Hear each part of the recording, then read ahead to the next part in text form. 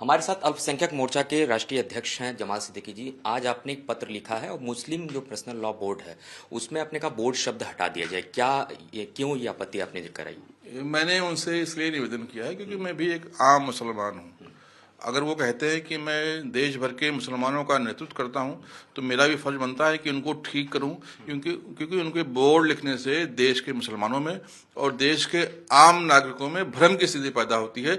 हमें ये लगता है कि सरकारी संस्था है, सरकार की तरफ से नुमाइंदगी कर रहे, इसलिए जो आम मुसलमान है वो इनकी बात को मानता है। और इनकी बातें भी क्या है, देश से मुसलमानों को जो है तोड़ने का काम कर रही है। ये जो भी कानून बनता है उसके कानून के खिलाफ मुसलमानों को खड़ा करने का काम कर रही है, ये बांटने का काम कर रही है। चाहे वो शाहबानों का मामला हो उसमें भी आ गए थे, चाहे वो अभी मैरिज एक्ट का मामला था उसमें भी आ गए थे, चाहे अभी ट्रिपल तलाक का मामला आया उसमें भी कूद के आ गए थे, चाहे वो भी वक्फ अमेंडमेंट बिल का मामला आया है इसमें भी कूद के आ गए। तो हर जगह जहां मुसलमानों के हित की बात होती है, जहां मुसलमानों को फायदा मिलने की बात होती है, ये आकर देश के मुसलमानों को गुमराह करने का काम करते हैं, जो ठीक नहीं है। और इनकी बातों में लोग आ भी जाते हैं क्योंकि ये अपने आप को बोर्ड बताते हैं। लोगों को लगता है ये सरकारी संस्था है, सरकारी फरमान है, सरकार के फैसले हैं, इसलिए लोग इनके बातों में आ भी जाते हैं। तो मैं इनसे निवेदन किया हूं कि आप देश भर के लोगों को गुमराह करने का काम बंद करें।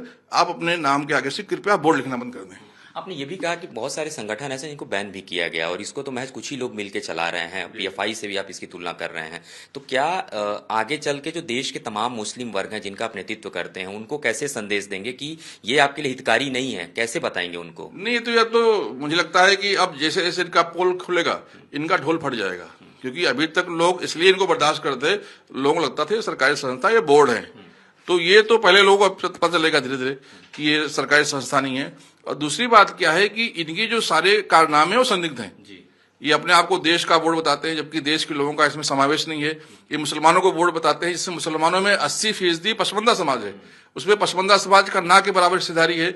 ये इनका हिसाब किताब नहीं है, इनके खर्चे नहीं है, चंदा किससे लेते हैं ये भी सार्वजनिक नहीं है, क्योंकि एनजीओ भी अगर है तो एनजीओ काम बनता है कि अपने खर्चे को, अपने इनकम को सार्वजनिक करना साल में एक बार। मैं ढूंढ रहा हूं, कहीं इनका मिल ही नहीं रहा है। आपको लगता है कि इनके साथ कुछ देश विरोधी जो ताकतें हैं वो भी हैं, इनको बाहर से भी फंडिंग होती तरह तरह के फतवे जारी करने के लिए, देश के मुसलमानों को बरगलाने के लिए? देखिए, सारे मामले के संदिग्ध हैं। ये अगर मेरे रिक्वेस्ट पर, मेरे गुजारिश पर, मेरे विनती पर ये अपने नाम के आगे से बोर्ड शब्द हटाते हैं, ये अगर अपना खर्चा सार्वजनिक करते हैं, तो मुझे लगता है कि ये बिल्कुल पाक साफ है, क्लीन है।